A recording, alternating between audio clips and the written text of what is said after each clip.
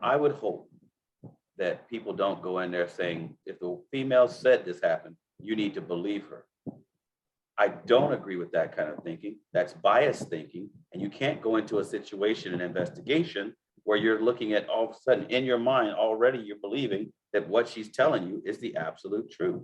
You're going in absolutely neutral and letting the facts lead you where the perpetrator is.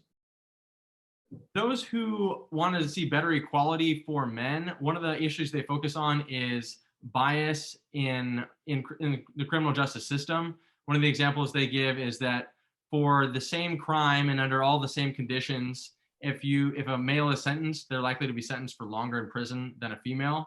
But another example is specifically on domestic violence, where a lot of men attest that in their experience, police showed up assuming that they were the perpetrator, even in occasions where actually they were just trying to defend themselves and the woman in their life was the aggressor. Can you share any experience on that?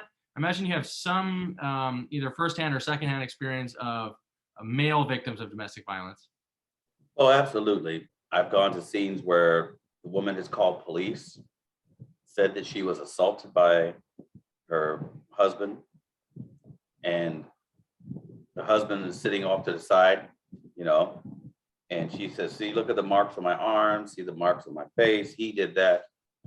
And then I turned towards him like, you woman beater, you wife beater, shame on you.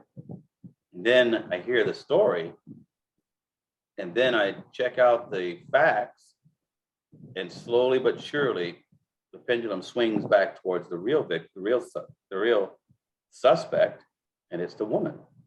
And so we find out that she was lying about what she said. And that happened to me in multiple cases where she was lying and she was the primary aggressor. And we were able to prove that beyond a reasonable doubt. And yes, then I arrested her and took her to jail. We were able to prove that. So there was some evidence that helped. Oh, absolutely. But see, that's why you have to have, you can't go into an investigation. See, and I want to caution all you new police officers that you don't go into a situation believing already with a preconceived thought that this is what's really happening. You have to look at the entire thing, the totality of the circumstances, and then look for the facts and follow the facts to wherever they lead. You can't go in there with the belief that oh, well, she's got all these bruises on her. Obviously, he did it and he needs to go to jail. That kind of bias in policing, if that does exist, it needs to be, I would hope that I know it does exist in some cases, because I've heard many men complain, hey, I didn't even get a chance. She said I did this. They believed her. She had a mark on her arm and they took me to jail. You've heard that from men personally? I have heard that. Oh. But again, having heard that, I don't go into a situation. I go in with my eyes open. Okay. I want to see the facts. I want to hear her statement. I want to hear his statement. And then I want to hear any witness statements. And some of your best witnesses are children. They'll tell you the truth. What happened? Mommy punched dad in the head. Oh, what? Simple as that. And the facts always lead you to the perpetrator. And whether it's a female perpetrator or a male perpetrator, it doesn't matter. And domestic violence laws, they're extremely serious. Besides the fact that you can lose your freedom, you can lose your right to keep and bear firearms, and you can lose your right to see your children. You can lose your home. All of these things are extremely serious. Yeah. And we simply can't just go into an investigation and say, oh, she said that you did this, and you got there's some evidence to show that that's true, so you have to go. It's not that simple. My usual domestic violence reports are usually 5 pages long. They're really, really long. What she said, he said, and then look at all the facts that lead you to believe that this is what really happened. I would hope that people don't go in there saying, well, if the female said this happened, you need to believe her. I don't agree with that kind of thinking. That's biased thinking. And you can't go into a situation, an investigation, where you're looking at all of a sudden in your mind already you're believing that what she's telling you is the absolute truth. Maybe something like a third of relationships in which there's actual physical violence toward each other, it goes both ways. So in that sense, there's not really any innocent party and one guilty party. It's like, well, both of you have broken the law, because there are laws that say you cannot, lay a finger, you can't punch, you can't hit, you can't scratch someone. And Right. both of you have been doing that.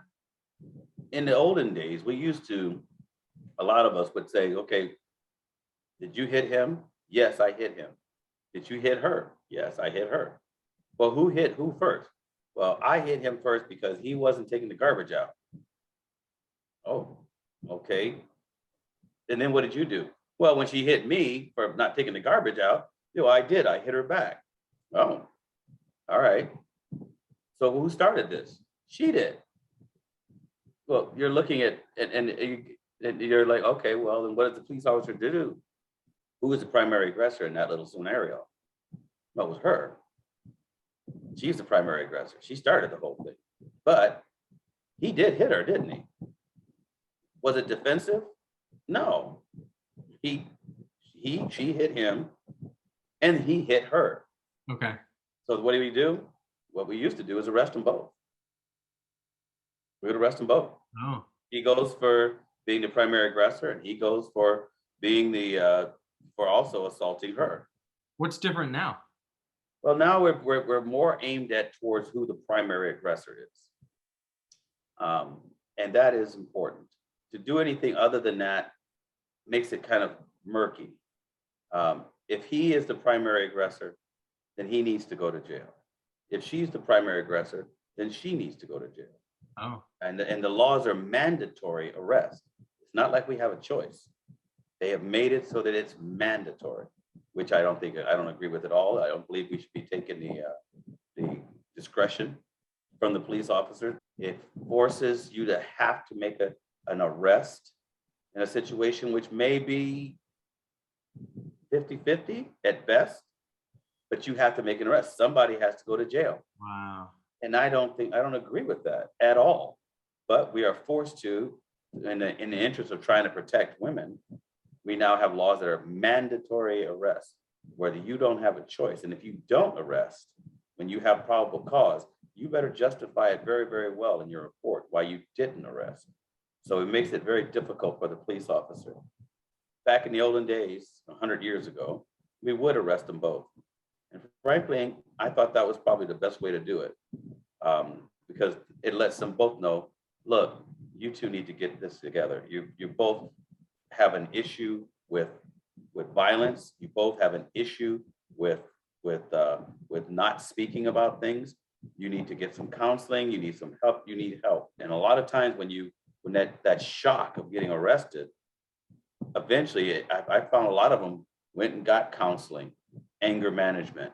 They ended up getting a bunch of figuring out what their real issues were, which usually had to do with drugs, alcohol, or money. And then figuring out where they need to be on these issues. Now, because of that mandatory thing, I'm not so sure it's been beneficial at all.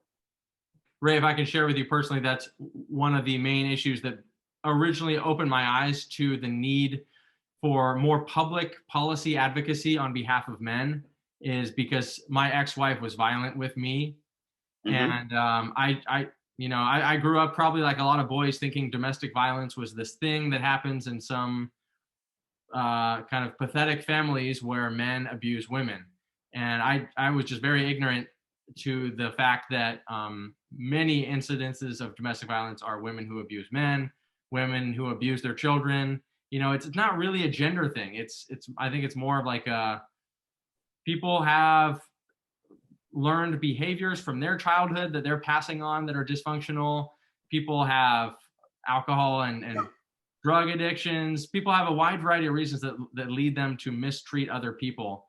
And focusing on how it's a problem of men abusing women is such an incomplete picture of what intimate violence is. Oh, I couldn't agree more.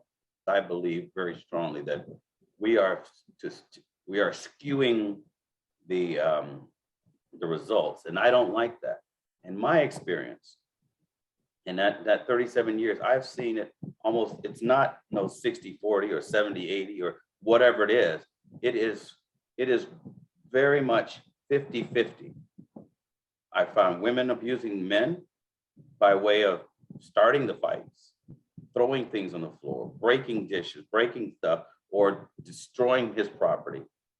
And then he over responds, and then he grabs her. That's an assault. What did she do? Well, we tend to, well, we heard that she broke one of his tools or broke something. And we write it down, but it doesn't get charged. Now, should she be charged for domestic violence, malicious mischief? Of course. Of course she should. Should he be charged for grabbing her? Absolutely. I need to just make a quick disclaimer, of course, that I am running for the Clark County Sheriff position. And the opinions that I expressed are my opinions and mine alone, and they don't represent those of the City of Vancouver or the Vancouver Police Department.